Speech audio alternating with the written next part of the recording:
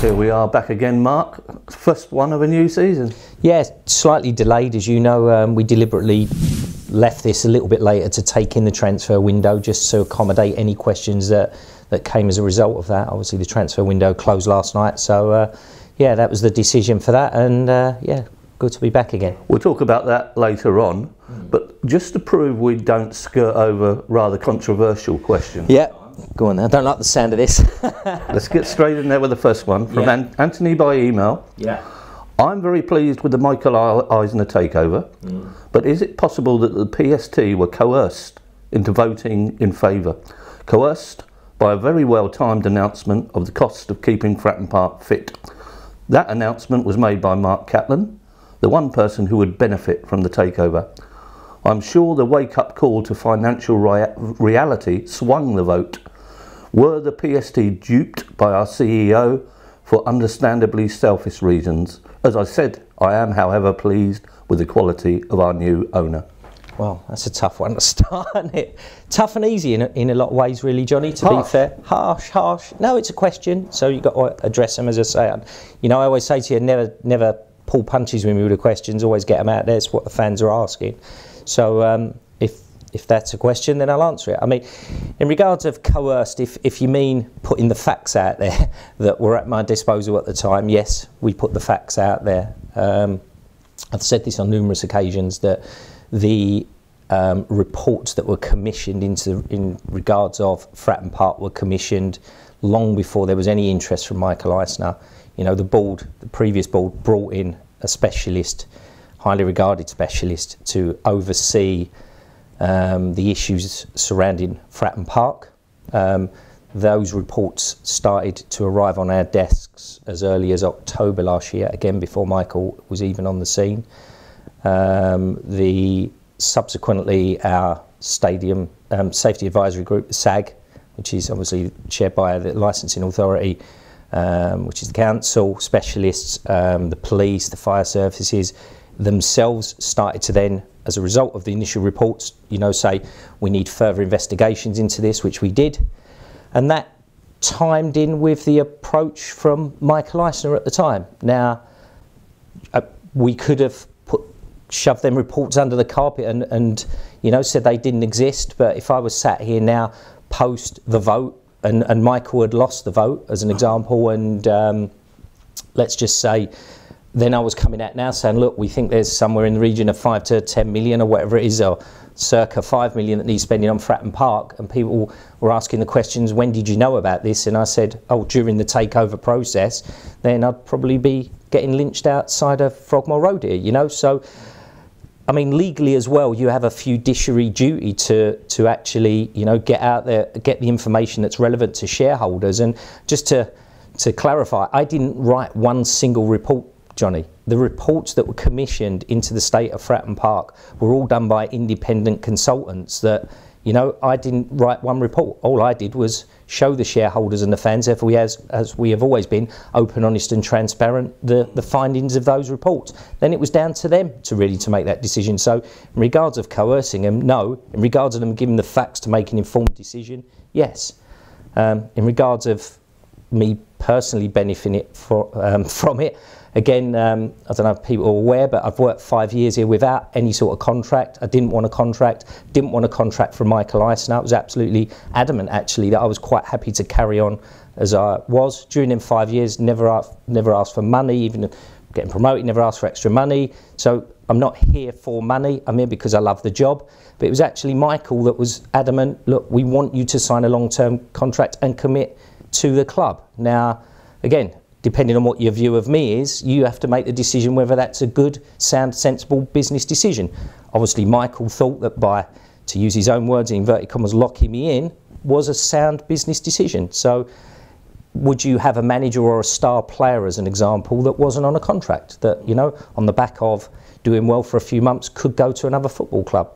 I would say no. So that was a business decision. But from my point of view, I wanted to actually carry on as I was because I like that flexibility. So you could argue that, you know, the contract works against me because if something else come up in the future, I'm actually locked into Pompey now. So it doesn't really do me any favours. Even Anthony in his email says, wake up call to financial reality, and you can't get away from it. You can't get away from it. So the whole process was an actual wake up call to the financial reality. And as I said at the time, we could have carried on. I mean, we're going over this month after month, but the facts were laid out there that were presented to me. Whether that's coercion, make your own mind up. Now, there is a second part to Anthony's email, but far less harsh. Oh, thank God for that. we know the cost of running a championship side is at least 4 times that of a League One side. But probably more, actually. Yeah, but go on. Okay, but managed to stay in the league on a League One budget, but only just. Say we do get promoted, will club dig deep to provide the funds to pay the contracts of the players we will have to recruit, or will we struggle to avoid relegation? But, well, that's the whole point of the philosophy that we have now got at the club in regards of long-term and not short-term planning. The investment that's going to be coming into Fratton Park and commercially and in the academy and in our general infrastructure is all meant to arrive at a situation that when we do hopefully get promoted to the Championship at some time in the future, we are in a financial position to sustain ourselves there.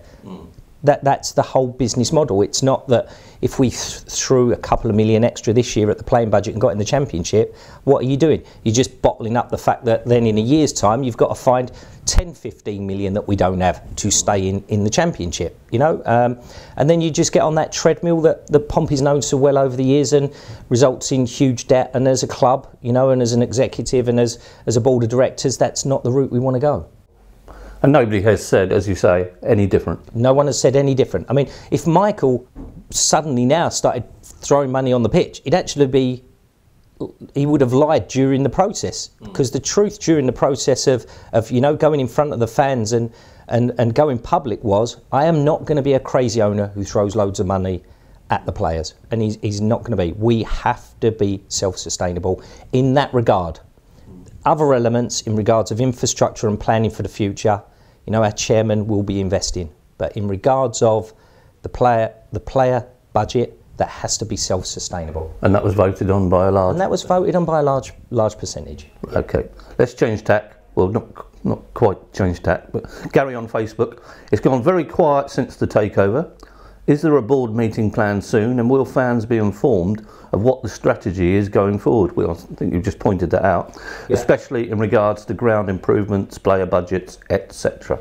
Yeah, it's just the second part of that. I've explained really what the strategy is and what it will continue to be, you know, with Michael, our chairman, and the Tornanti group and the board of directors. So I've been quite clear there. Michael's been quite clear there. Tornanti have been quite clear. We can't. I think that people don't actually believe us for telling the truth, and as I say, there will be significant investment off the pitch. Hopefully that can then generate the money to give us self-sustainability on it. In regards of it's been quiet, there's been a lot going on behind the scenes to a degree. With a takeover, you want a period of tranquility, you know, and stability. I think we've achieved that. Very, very well. You don't want someone coming in making loads of different changes, you know, and messing up what has been a successful model really for the last 4 or 5 years. So I'm quite happy with that side of it. Yes, all the board meetings are scheduled over the coming weeks and months, and you know, we continue to function on a day-to-day basis. Important to emphasise, you speak every day to somebody in America. There's very, very rarely a day goes by where I'm not speaking to either Andy Redmond, Michael, Eric, you know, any of the team out there, David Field. So it's very, very important for fans to realise they've not just, you know, bought the club and gone back to America. We are dealing with them on a daily basis, either by email, by phone, and that is literally every single day.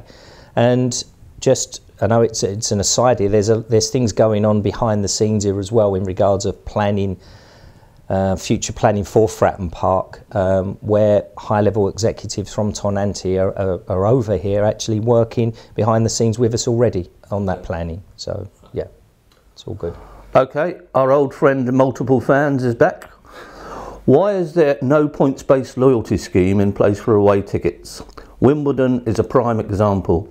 A lucky dip for tickets is a joke. It would be easy to enforce as clubs up and down the country have such systems. Well, a lot of clubs do, a lot of clubs don't is the honest answer.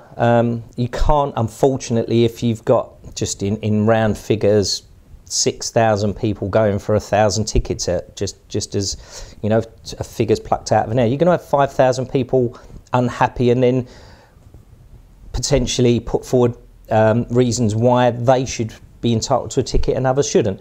I think there's a fair point there that I think me and you should, as support liaison officer and in common with the Tony Goodall Fans Conference, should be an agenda item. Do we shift our policy from the priority of season ticket holders, which is our current philosophy, i.e. you're a season ticket holder, you get priority on away tickets, or do we shift it to an away-based process where the people that have bought consistently at away games get the points and they qualify above existing season ticket holders? But you know, there will be a backlash from season ticket holders on that, by the way, I'm pretty sure. I mean, or do we say it's a season ticket holders that have also bought away tickets that get the priority? So there's another thing there that I'm just thinking off the top of my head, you know, that you bring into it in regards of a points-based system. But what I'm suggesting now, and I'm quite open and, you know, as always to that, is I think me and you should raise this at the next Tony Goodall Fans Conference. We can implement a points-based system. Our new Ticketmaster ticketing system allows us to do that. I think it's something we should explore, you know, so let's do it. Yeah. This question crops up every time we play Wimbledon. Yeah. It happens once, twice, maybe 3 times during the year from memory. It's not like a regular occurrence, and the normal system seems to work relatively well. And as I say, it's just on that basis, do you risk upsetting season ticket holders who are the lifeblood of any football club, you know, what you generate in your home revenue for the fans that go regularly to away games? By the way, I'm nonplussed about this. I haven't got until I sit down, you know, with the Tony Goodall Fans Conference and yourself and discuss it. I'm pretty relaxed either way. I'll be led by what, you know, fans really want to see out of this. And being a pretty close-knit club, we are already aware of a lot of those that travel regularly away. Yeah, again, I'd like to explain. There's this often used away season ticket. From what I gather, that there's a couple of hundred people that historically, this was before our period, you know, of the previous regime's period of owning and running the football club. This goes back a number of years, where I believe there's 200 legacy effect, in inverted commas, away season ticket holders that commit in advance to go to every single away game. Yeah, so we've continued to honour that, because again, if I'd have pulled that and said no, we're now opening it up to everyone, there would have been a backlash, possibly rightly so, from that group who said, hold on, this has been going on for years and years and years, why have you changed it? We commit, we have done for years and years and years, surely we should have the priority. So there's an argument for them as well. So there's all these different arguments. I think the way to sort this one out genuinely, sat here talking to you now and looking at what's happened with the Wimbledon allocation, is we should sit down with the fans conference and make a decision on it. Yeah. Okay, a few points on iFollow. Let's go with the first one.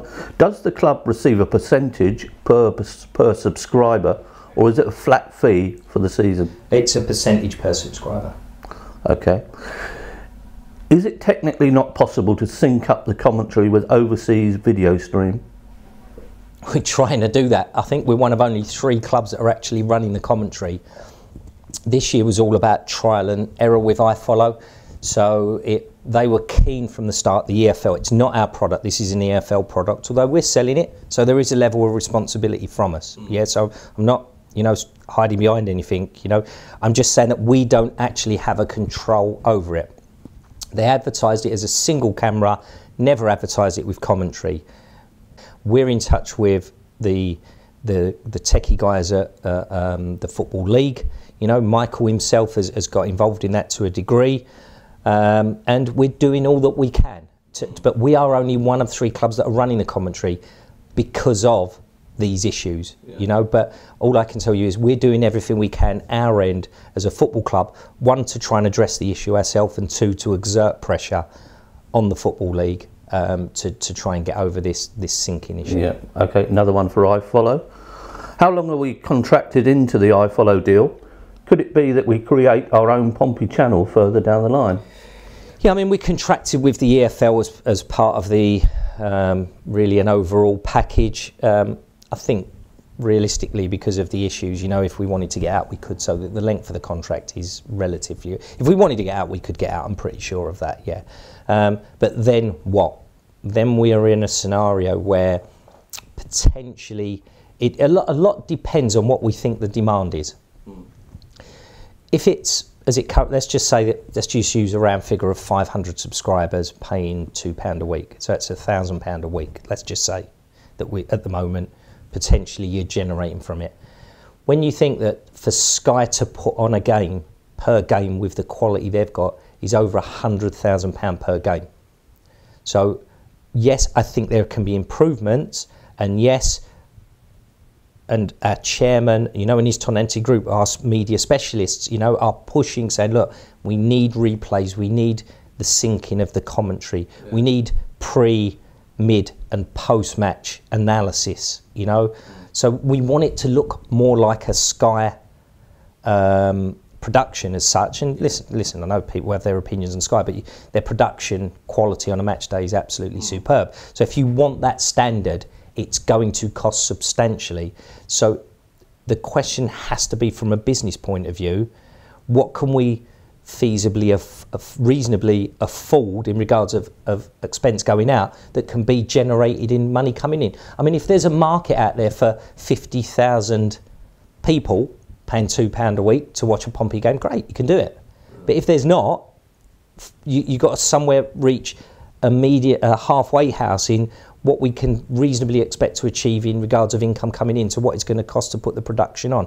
And that's the debate that we are currently having. But just to assure everyone, I would say that Michael and his team, out of everything that's going on at the club at the moment, you know, after the stadium, this is one of the issues they are really focusing on. And listen, knowing their background and knowing how they work is something that we will address. Yeah, yeah. And just to emphasise, it's going to take, like everything, there's no magic wand. That's going to take time to get multiple camera angles, replays and that, and to maybe if EFL can't offer that service and we have to, then we have to do a full cost risk analysis in regards of what it's going to do to us financially, and then make a decision on it. Just to emphasise, finally, what you were saying earlier, comments from overseas fans complimenting the service, long may it continue. Yeah, that's what I'm saying. So we could take the decision to port the service. It has been discussed, but there are a lot of people that, whilst they're unhappy with the syncing issues, I think would be even more upset if we decided, look, we're pulling out of this, we're not happy with the service. Now time to change tack. Yeah. Ian on Twitter, can Mark clarify what the problem with printing the season tickets this year was, please? Yes, as people know, we changed from Audience View to Ticketmaster, which resulted in the need to reprint all the season tickets. That becomes part of a tripartite agreement between ourselves, Ticketmaster, who are the ticket suppliers. Well, actually, there's four. There's Fortress, who actually are the access control system, so the in and out of the stadium, so when you put your card on, it allows it to open. And the printing of the cards, you know, themselves, the actual production of the cards. So there's four different groups involved in that process. There was a breakdown in a technical issue, breakdown in communication, however you want to explain it, between two of them parties. I won't single them out, but it resulted in there being misprints on the tickets, on the actual season cards, that then resulted in us going to having to order thousands of new cards to make sure that the printing on them was correct in regards of what end they was, what seat there was, what block they was. So that was it in a nutshell. Okay. There wasn't, I'll be honest, there was a combination of various errors, yeah, in regards of a file that went from one company to another, and it got quite a way through the run of printing the season cards before someone noticed there was an error. It wasn't an obvious error, by the way, yeah. Most now should be sorted. They should be sorted, and I think we've put out that if you haven't actually got your season cards, you know, then you need to get in touch with us now, and because you should have got them. Gav on Facebook, why are we constantly starting the kids that couldn't get a game in League 2 last season, and why are we getting rid of experienced quality players like Baker? Ultimately a decision for the manager.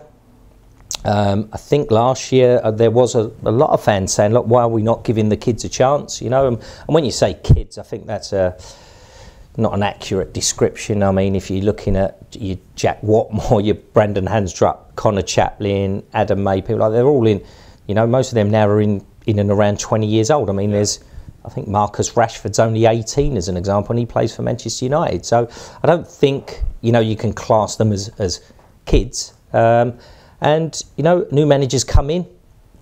He wants to have a good look at the squad, how they function. And sometimes with, you know, our own academy lads, as an example, I won't use the word kids, but our ex-academy lads or younger players, you never know how good they're going to be until you actually give them a go. You know, get them out there, some flourish, some wither, you know. That's the nature of the beast. As I say, it's a manager's decision, and I wouldn't say any of them have let us down. And in regards of Carl Baker and others going, again, that's a purely manager's decision. It's, you know, part of our philosophy moving forward. This is, by the way, it's not a club philosophy, although we buy into it, but the manager's philosophy is about developing talent. And if you're looking back to the earlier questions of sustaining ourselves in the Championship, then producing players, making them better. And the only way you make them better actually is by playing, you know, and then making that part of our core group, or one or two get sold in the future, that enables us to compete in the Championship. That is part of the overall strategy. And it could be said also that we don't know if they weren't that good in League Two because they never really got the chance. Never really got the chance. Just to let you know that the manager hasn't been specifically told, you have to play our ex-academy lads. It's just how he views it. And I do know that when he came in, he was very, very impressed with the quality of that younger group that we had here. And it's what keeps social media going. Terry of Facebook, North Stand upper kiosks, long waits for a few items. Why don't they use a better system? 2 staff on each till with itemised till technology. We don't live in the Stone Age. No, and it's an issue that our chairman has again identified as something that he wants to, you know, see addressed, and over the coming weeks and months we'll be doing all we can to address that issue along with our kiosk partner, which is Centreplate. So yeah, that is on the agenda to be looked at. Pompey Mems, can we make away teams come through the alley by the Milton end again to make it less welcoming for them on a match day? It's one we keep under constant review, and it's something that we would look at. But the issue that we've got is because it's such a confined area, and as you say, it can be a hostile area, it just leads to extra manpower and resources in actually making sure it doesn't become a flashpoint between home and away fans. So that's the rationale behind it. So if you talk about hostility and you know, and making it intimidating, then the follow on from that is obviously it becomes potentially a flashpoint area. So it is something we're looking at, but we do, again, with that, you do run the risk of tit for tat to a degree, that when we go to an away game, you know, they might reciprocate and send us down some, you know, dingy graffiti scrolled area, you know, that then our fans might be subject to it, and our players, we've been there before, yeah. So listen, it's something that is under review and something we will look at, but you know, the current system seems to work well. I agree, it's not particularly intimidating, but it's very, very easy to manage and lessens the chance of any conflict. Sam on Instagram, has there been any progress on the new logo design to ensure copyright? Yeah, there's been a lot of work going on behind the scenes. Again, as I said, part of my regular daily telephone calls, email correspondence, you know, with our American owners. This forms a part of it. So there's a lot going on at the moment, and I'm sure at some point in the relatively near future, we'll start having our own input on it as supporters and the various supporter groups and the History Society, whoever. So everyone will ultimately, you know, have an opinion on it. And but the designs I'm seeing, you know, I'm very excited about.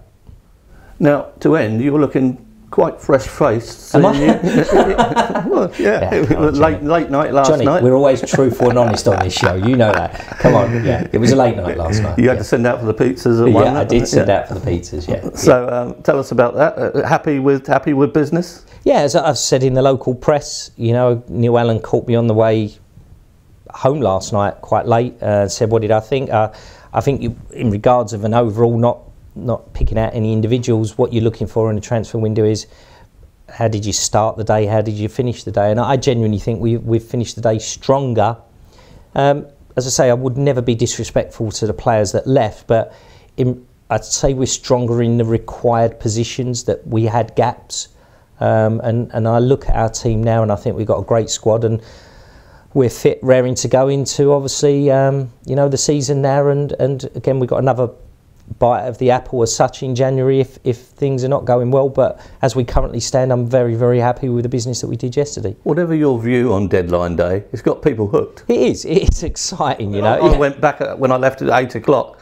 And then I'm hooked looking at it, and I'm not particularly favourable. No, and I got in, and I'm still sat there watching Sky Sports News, because it sort of developed after the 11 o'clock deadline. So I was still there, going, you know, especially, you know, I won't name another transfer, but a transfer fell down, and as a chief executive thinking, how did that happen? Why did it happen? And I've got my own views and opinions on that. But, you know, you're always looking at what goes on at other clubs. And yeah, but from our point of view yesterday, in my time in football, it was the busiest 8 dealings on transfer day, 4 in, 4 out, was the busiest I'd ever known it personally, to have 8 dealings. But as I say, none of them were done with panic. I did have a few hairy moments, especially in regards of some going out that were funding the ones coming in. But yeah, apart from that, no, we was very focused on the players that we wanted to bring in, and Kenny got his men, and that was all that really matters. Well, once again, thanks for your transparency, thanks for your honesty, and many more. All right, thank you, Johnny. Thank you. Thank you.